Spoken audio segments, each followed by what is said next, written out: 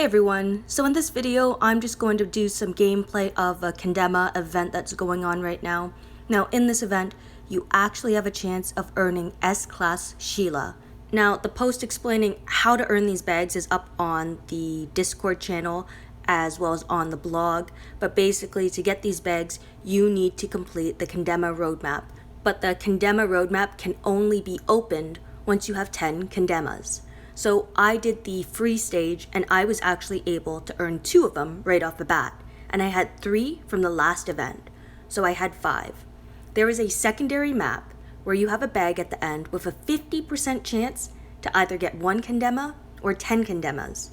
Now the issue is you have to use 5 of them to open up the map. So you're either losing 4 or gaining 5. And I decided to take the risk because I thought I was lucky enough to not just get 1 Kendama from that roadmap that resets every 8 hours. Now this map that I'm on, you don't have to complete it. You can just keep running the one that resets every 8 hours and completely ignore this map.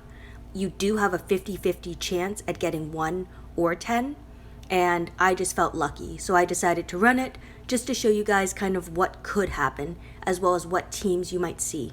So far, none of these stages has really been difficult, and if you have a Mercer lead, I would recommend using one if you're unsure about what the defense will be like, because the defense never has any mods, so Mercer will always stun the enemy.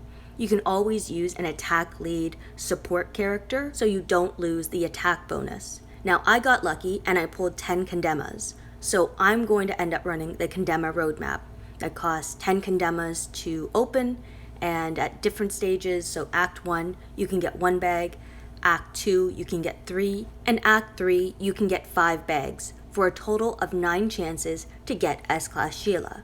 Now the other items that you can get are pretty good. Some gear, as well as some armoury tokens, some gear markers. There's just a few good options, including like varnish and grease. Now if I pull a varnish, that would be great because varnish is quite expensive in the league store. It's like 27,000 league tokens, so pulling it here would just be a huge saving.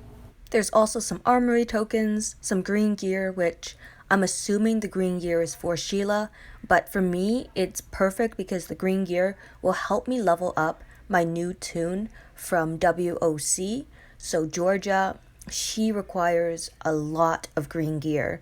Obviously, as an S-Class tune, she requires 5 times the amount of gear as a normal 6-star. So any additional gear, varnish, engine grease, Shiela would be amazing to get.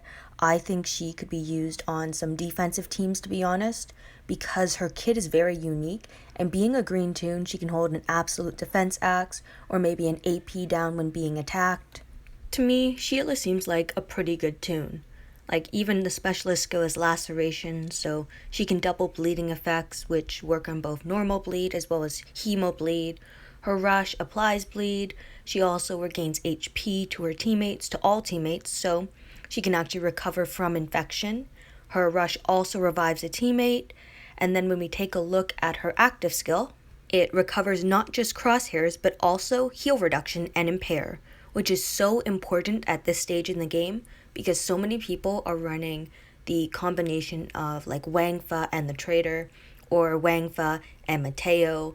So Shiela is able to heal the team, which recovers infection. Her active skill can recover from crosshairs that can be applied by Wangfa, as well as his 100% heal reduction that prevents your team from healing at all. She is a very, very good tune for countering this meta. And from what I've been seeing, a lot of people have actually been able to pull her.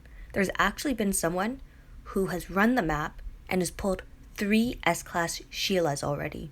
Now, that to me just screams high odds, but then again, it's RNG in the end, and each bag has its own RNG. So she might be in these bags at 1%, but that person might have just taken the quote 1% end quote of someone else, because it's all based on averages, and it's an average over a large sample size. I would honestly love to pair Shiela with Georgia on defense, just because Georgia's a very tanky tune. Her vitality already helps with a soft counter to infection, and her active skill by removing focus just means I'll have a bit more control over the enemy. Now, side note, I just got really annoyed because for some reason it kicked me out of a game, and so I lost my energy and I lost my placing, and I have no idea why my game crashed like that. It took my energy as well, so I'm kind of cheesed about that because like energy cans aren't free and I worked hard to get them during WOC, so now I had to pop another one later on. And since you've already seen most of the stage and it's all walkers, I'm just putting it at 2 times the speed because it's not very important. I just want this video to give you guys kind of a heads up on what you can expect if you haven't run this map yet. Now, going back to what I was saying before, I think Georgia and Shiela will be a good pair together. I think they're both some decent counters towards the meta of infection and heal reduction. Now, we know the meta will change in time. It always does. But I think for now, at least having additional S-Class tunes is always advisable. It really does help you grow and helps you adapt to different situations. I like having a variety of different characters because I can mod them differently based on the teams that I see. So even if I have doubles, like I could run, if I had 2 S-Class princesses, I could have one as a defensive and one as an offensive tune. And it would just let me be a little more creative and kind of make some more standard builds, because when I'm modding tunes for both offense and defense, or I'm modding tunes on separate attack teams, so like an anti-Mercer team versus an anti-Jackie team, like one needs stun resist, the other needs confuse resist. Right now, because of how I run Priya on both of those teams, I don't have an attack set mod on my Priya. Instead, I have a crit chance, I have attack versus fast, I believe, stun resist, confuse resist, and then attack up when impaired. Having the creative freedom to mod her or really any other tune in the ideal way, and I say ideal and not in a specific way, because the meta is constantly changing and you see different types of defense teams. Every tune kind of fills a role, and it's about utilizing their natural abilities and enhancing them. At least in my opinion, it is. So, I guess that's kind of my approach with different tunes. I don't really think many tunes are worthless, and I say many tunes because I did a video on Blue Abraham Indomitable, and I couldn't find a way to use him. Not as a 6-star. As a 5-star, he was okay. You could use him. He's not going to be incredibly fast now. He's not what you would call ideal again, as I said. So even though people are kind of throwing Shiela under the bus, I think she could be useful for a lot of players.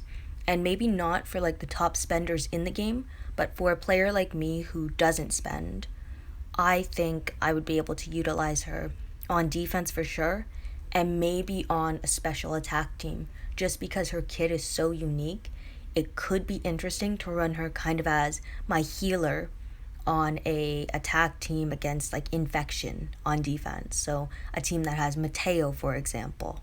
Just her ability to revive an extra tune, like that's why I ended up using Alice during WOC.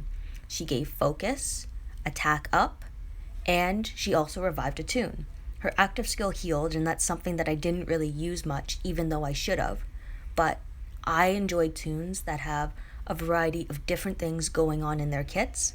I also like tunes that do one specific job, but you really need to fit those tunes into specific teams and be very careful with them. Those tunes better be the best at what they do. An example would be Dr. Stevens. I use my 6-star Dr. Stevens to gain AP. If he didn't do that job, I would use someone else. But he is the best tune at doing this. He doesn't do much else. He doesn't heal my team a bunch unless I got him a fast healing weapon, but he gives my team that competitive advantage when attacking so that I can rush earlier and hopefully win faster. So I know I mentioned this earlier, but by running a Mercer lead, you do get an extra turn of being able to attack without the enemy being able to attack you, because the enemy has no mods. So if you have a Mercer lead, I would run it, or if someone in your faction has faction support of a Mercer lead, I would also run it.